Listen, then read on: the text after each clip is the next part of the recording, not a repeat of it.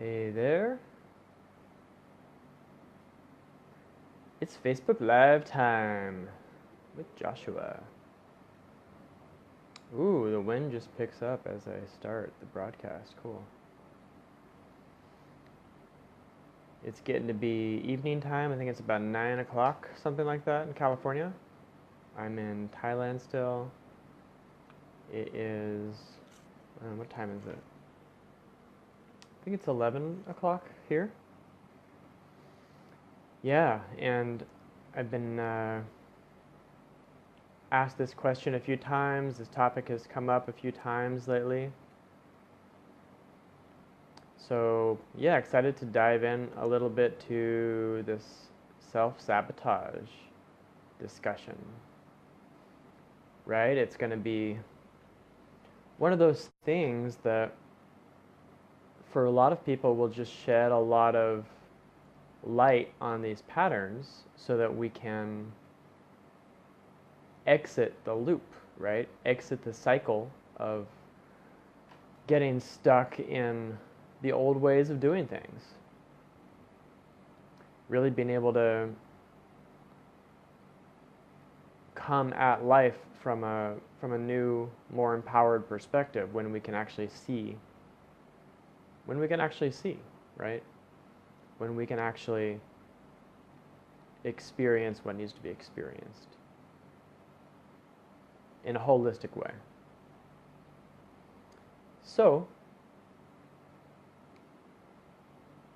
what do I mean by self-sabotage? Let's start with that. A lot of people get really frustrated with their own behaviors. Why do I keep showing up like this? Why do I keep behaving like this? Why do I keep hurting myself? Hey Leah, nice to see you. Thanks for joining. And there's this sort of like, you could think of it like a resolution commitment. Like people will just really resolve, I'm going to do this once and for all. And then it doesn't work. I'm going to do this once and for all. Like my willpower is just so strong, I'm going to just make it happen, right? And generally that just doesn't work. So why? Right? There is a lot more power for most people under the surface, you know, in the unconscious, in the subconscious, than there is in the conscious mind. And our conscious mind willpower can only take us so far. It's only going to last so long because human willpower is finite. You know, if you stop eating, you're going to run out of willpower. If you stop sleeping, you're going to run out of willpower. If you run, you're going to eventually get tired. If you try, you're going to eventually wear out. So human willpower is finite. And trying to overpower our unconscious processes can increase the amount of willpower that you have access to, but it's not ultimately going to serve you because that willpower will run out. Even if you increase it, even if you get stronger and stronger and stronger or whatever, it's still going to be eating away at you from the inside. So what is the nature of that eating away? I had someone yesterday ask me this specifically. Why do I keep getting attracted to people, situations which are not good for me? Maybe the person who is, living on the edge, that sort of, what's up, James? That sort of being attracted to, for women, being attracted to the bad boys, or for guys, like being attracted to the vixen, the femme fatale. Like, why are these dangerous situations more attractive to us than, let's say, the really simple, loving, balanced partnership or work life or whatever situation that would really create that harmony? James here says, maybe seeking pain is good for our healing, but not for creating the life that we want.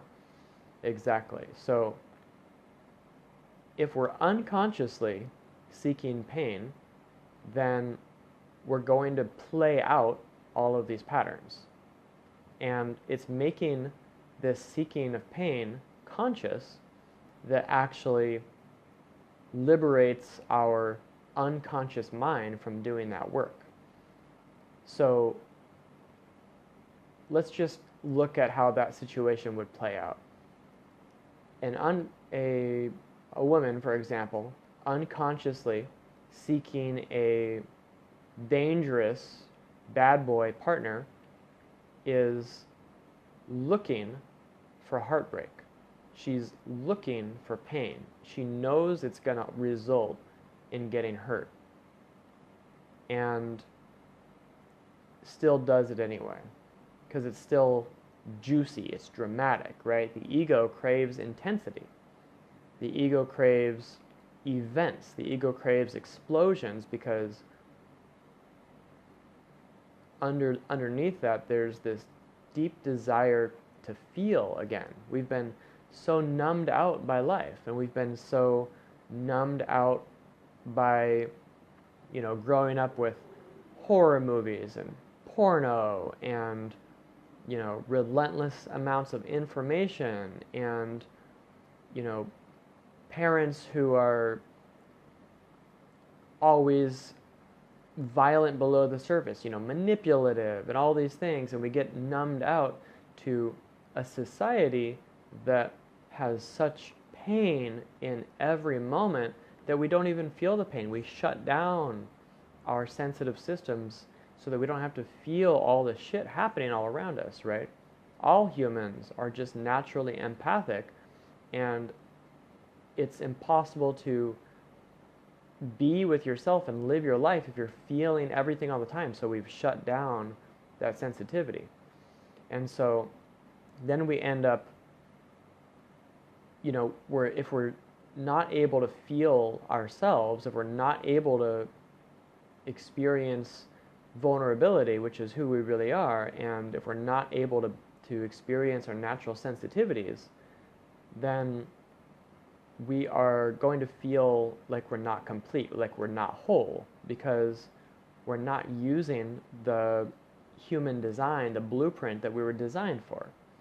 And so unconsciously we're going to seek to reclaim that, and that's seeking out the wholeness and seeking out the version of ourselves that is indestructible. And so the only way we can be indestructible is if we don't mind what we're feeling, right? Because if we're afraid of what we feel, then we're afraid of ourselves, then we're going to close ourselves off from the world, and then we end up taking no risks, and then we're not living in integrity with our values, because we can no longer sense what our real values of our soul really are. Because if we're operating from the value systems of a traumatized nervous system, then we're not actually listening to the desires of our soul.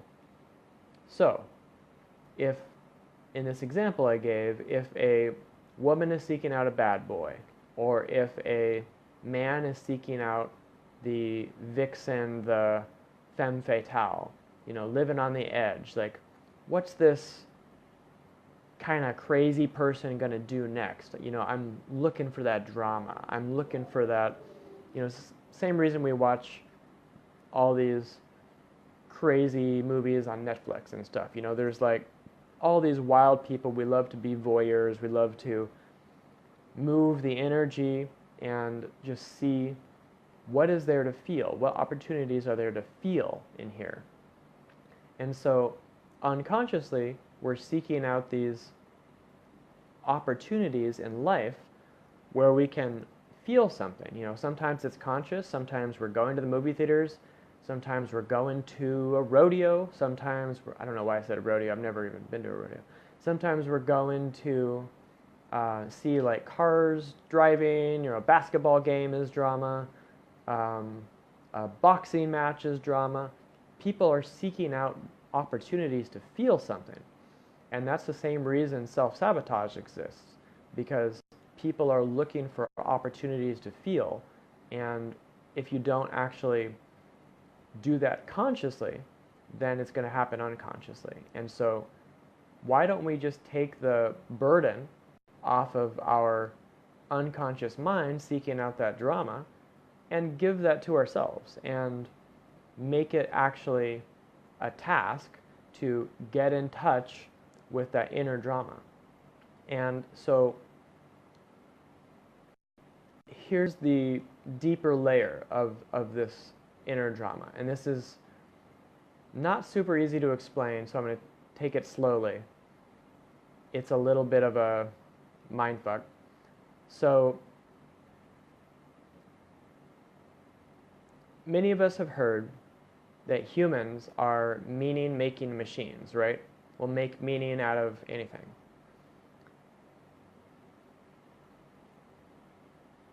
The paradox, okay, this is another concept. I'm going to kind of mix these two concepts here.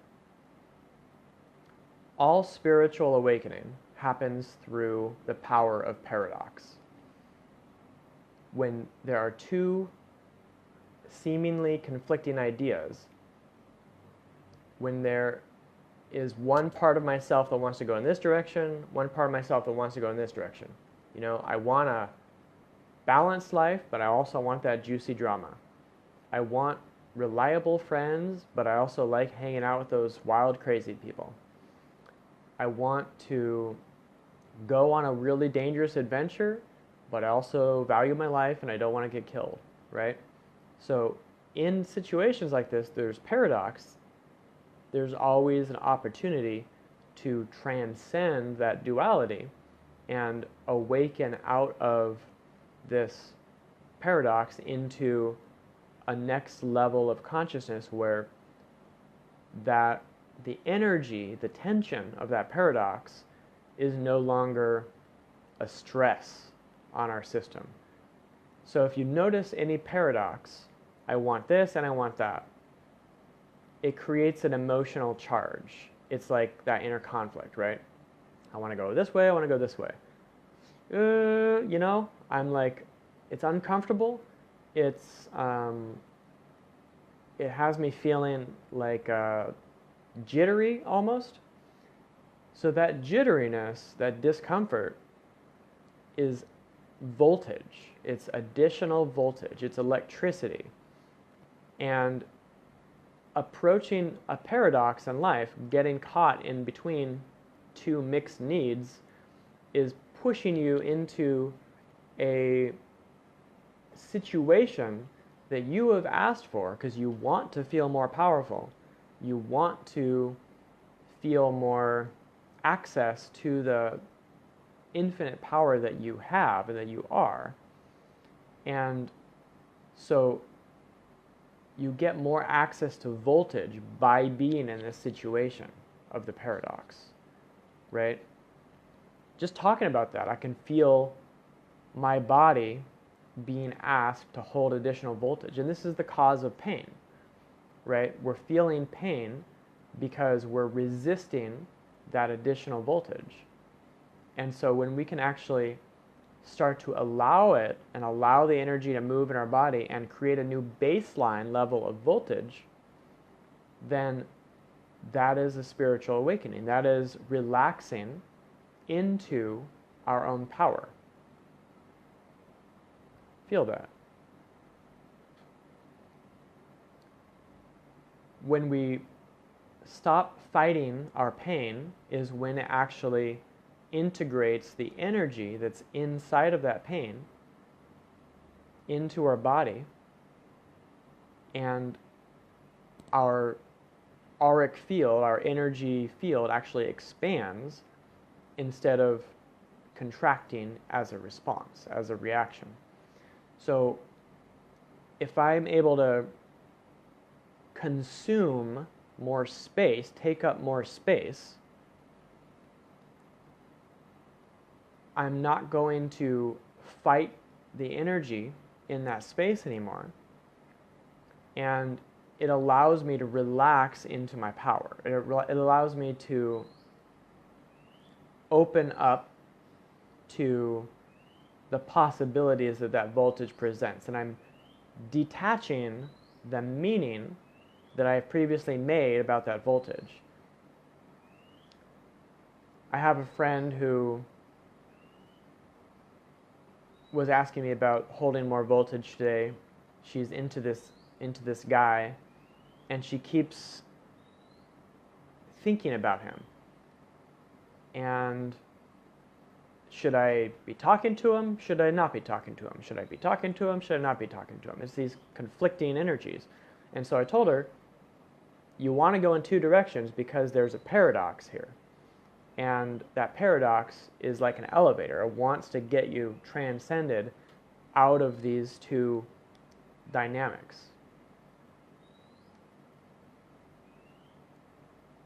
James, feel free to add me on Facebook for sure. Hey Dana, nice to see you. So if we're transcending this duality of these two polarities, and we're increasing the amount of voltage that we can handle, what that means is the meaning that we have given to the increased amount of voltage has to dissolve. The meaning that, cool James, yeah, I'll add you, no worries. Sometimes I don't know if it's a real person or not, so I see you, it's all good.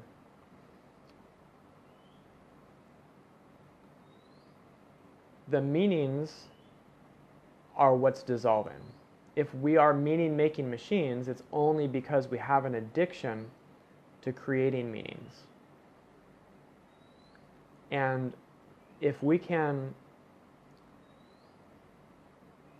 let go of that addiction and notice, oh, I'm making a meaning out of this. So for my friend's example, she was addicted to thinking about this guy because it's an energy leak so that she can give away her power to this idea, to this thought loop, instead of just being with the energy and letting go of the meaning, right? So if there's this paradox and it's causing us to think about this thing obsessively, just notice, I'm thinking about this thing obsessively, and what feels harder? What feels more challenging? Thinking about it, or letting go of the thoughts and actually just sitting with the pain of the energy. And it's only painful because it's challenging our identity. Because in fact, it's a fractured identity. We have this identity, we have this identity. And when we finally allow these two to meet each other and create wholeness, create unity, a new identity must be formed. Or really, it's the lack of identity. It's the opening of space for infinite identity. And so we're actually uncreating identity is this whole process. If we have more voltage, we must have less identity. If we have more identity, there's not as much space for voltage. Josh says, is this what is happening when people know they should step into an elevating experience, but they feel too scared and want to stay in their comfort zone, so thus they should just go forward and relax into their power? So, yeah, exactly. Stepping into the elevating experience, stepping out of the comfort zone, is simply, am I willing to recognize that it's the voltage that feels unsafe in my body? It's not actually the thought. It's not actually the story. It's not actually the whole meaning of the situation. The meaning of the situation, the story, the thought is all there specifically because we've manifested this experience just to generate this voltage that we needed to get to the next level of our spiritual awakening. Right? And the beautiful part about that is this is true at every level. So we don't need to even necessarily know what level we're at. We don't need to compare ourselves to other people. I could be here or here or here or here, and it doesn't matter because awakening is always going up into more voltage, right? So it's not a personal process at all. It's just allowing more electricity, power inside of our bodies.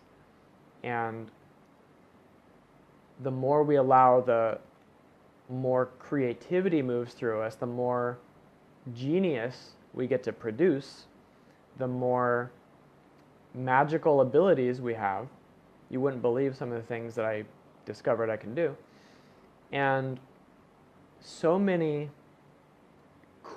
cool stuff starts to just magically happen when we let go of that addiction to who we think we are and let the new energy plow through it without suppressing it, without fighting it anymore.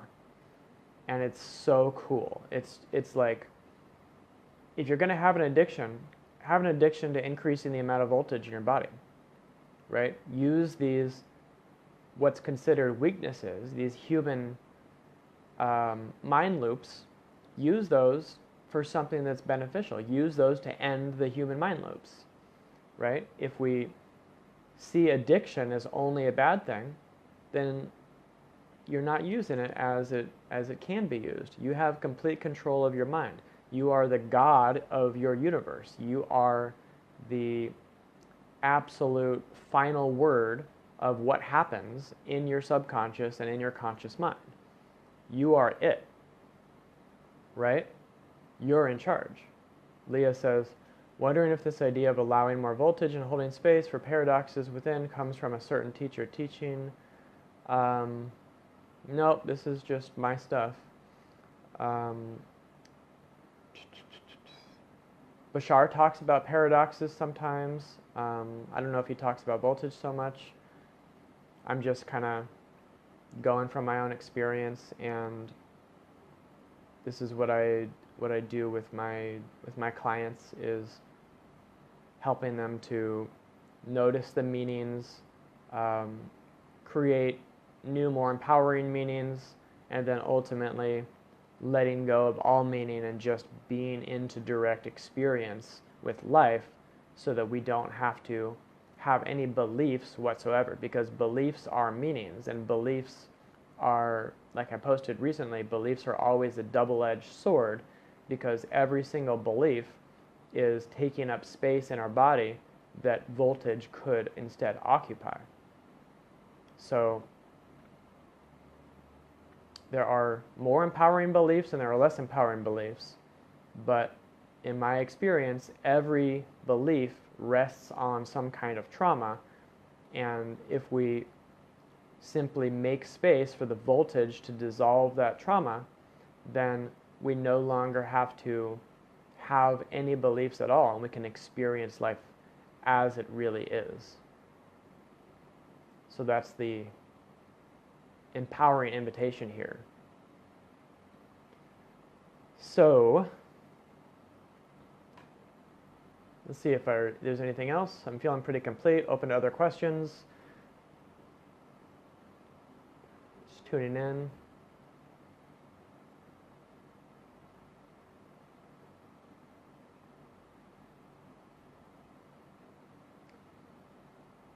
Is the fear and the paradox typically the addictive piece?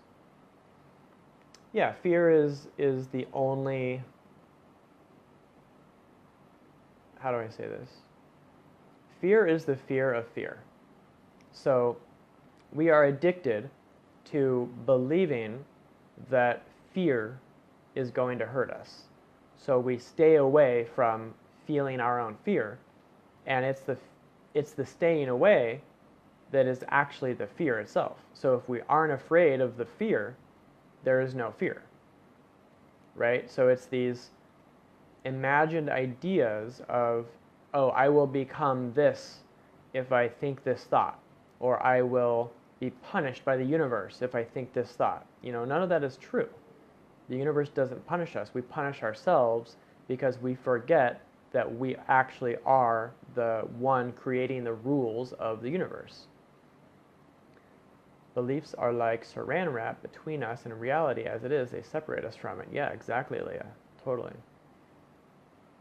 Yeah, it can be challenging to see our beliefs. It can be certainly challenging to see how we see, right? You can't see the forest for the trees, because if you're in the ocean, you can't see the water, right? It's the same idea. So if you're in your beliefs, it can certainly be very beneficial to have different kinds of reflections to make those beliefs apparent. Whether it's a teacher or a mirror or a partner or a situation where your persistence is challenged, or whatever it is. Even a literal mirror, like sometimes I've done a lot of mirror work where I'll look in the mirror and I'll challenge my own perspective.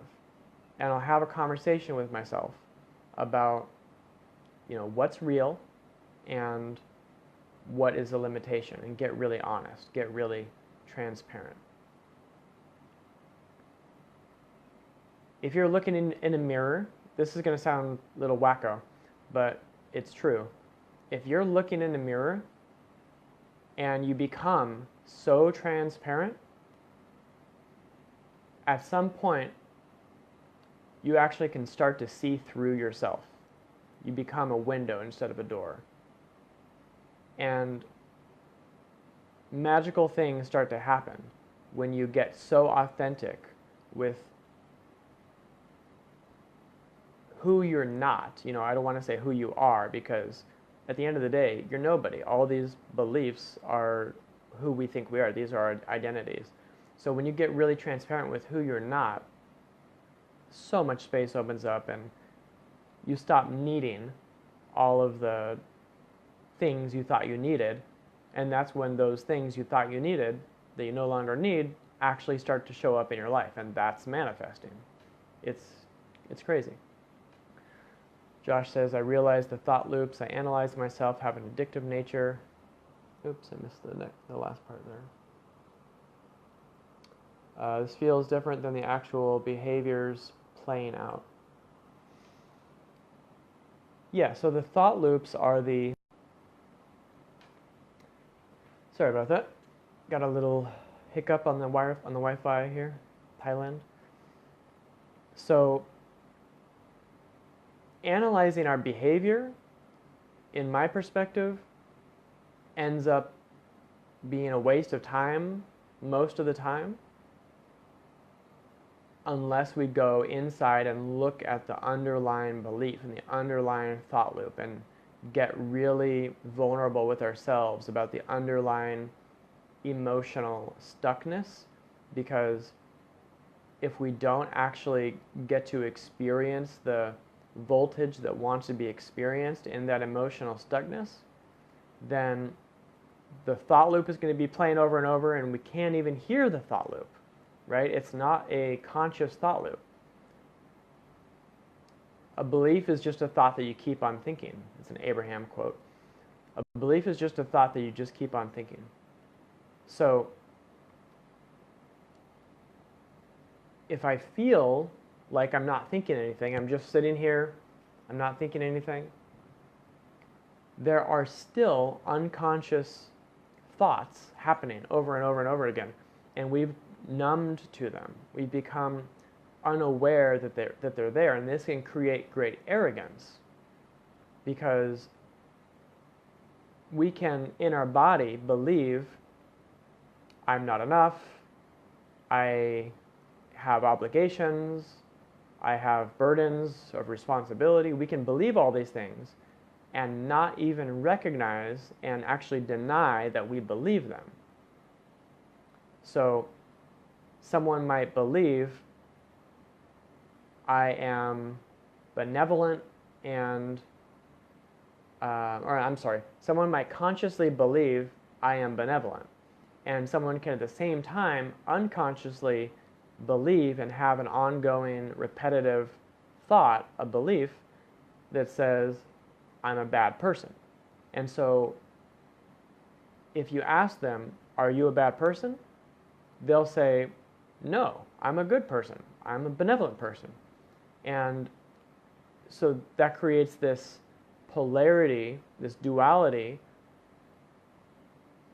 arrogance against the reality of their subconscious. And so it creates this lack of authenticity with the other person and with themselves. This can get into a deep wormhole, so I don't want to go too far. But yeah, let me know if that resonates with you, if you have questions about that. And just want to stay on track here.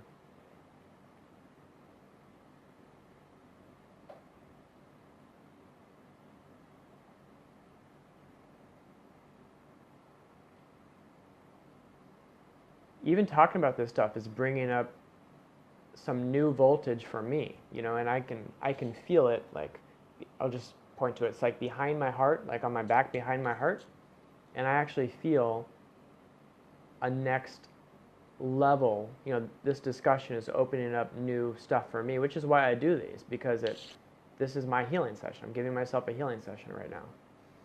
This is opening up new levels of duality, of paradox for me to explore and move into and notice what I reject and notice what feels painful to touch upon. And instead of fighting it, instead of moving away from it, moving into it, embracing it and saying, oh, that's what I've been looking for. That's what my unconscious has been seeking out, and now I get to consciously seek it out. Now I get to consciously embrace that energy. And then that liberates my unconscious from playing it out in my life and manifesting self-sabotaging experiences. Boom! Feels like a good way to come full circle and wrap it up.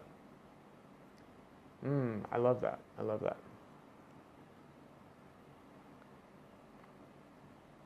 So yeah, with that, I'm just feeling to kind of seal this with light language for a moment, which I don't normally do on Facebook Live, but so it'll be kind of fun for me. If you're not familiar with light language, also called soul language, is basically bypassing the conscious mind, and it's like a sound healing tool for explaining through frequency instead of language how I'm feeling and what kind of energy needs to move. So if you're not driving, feel free to close your eyes and just experience the remainder of this transmission in frequency instead of in language. Ungaratata ingarasha, ingaratata sagulapotodada isa, imbarakatata tikata sangadada isa. And I'm just moving my hands in the spaces of my auric field where the energy wants to be allowed to exist. Ingaratatasa, umbaratata shingaratata shambarakatata shangaratata, ikatata sangarapatata shangaratata shangarat asa, umbaratata saka, ushambarakatata shikarakta shangundara shakarak andakata, infambarakatata kara, ishambarata, ukshambarakatata she. Umbarakatata katarakatata kanda. Ushambarakatata sikarakatata karasha. Umbarakata shikarakata shankarakata shikata. Ushambarakatakasha. And then when I start to move that energy, I just kind of, I feel it moving through my organs, and then I usually end up burping it up. Kind of like the guy in the Green Mile, I'll like burp up my demons or the demons of, you know, the emotional stagnancy in other people. So I might burp in a moment here. Yeah.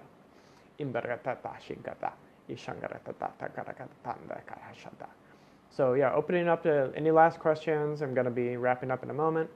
And yeah, feel like we made a lot of progress. And one thing I want to just add is that's all healing is moving energy.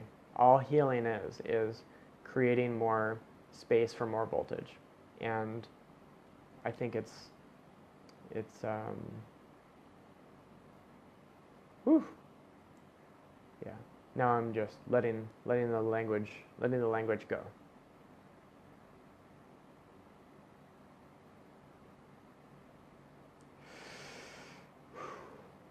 All right, I think we're complete. Thank you so much for joining me, for watching. Feel free to message me if you have any other questions. If you want me to make a Facebook Live on anything else that I touched on here that I can get into more specifically, I'm open. Love sharing, and I'm also now offering free 15-minute energy readings. If you'd like to connect with me on that, feel free to message me, and yeah, looking forward to sharing more soon. Many blessings. Thank you, Joshua, signing off. Bye-bye.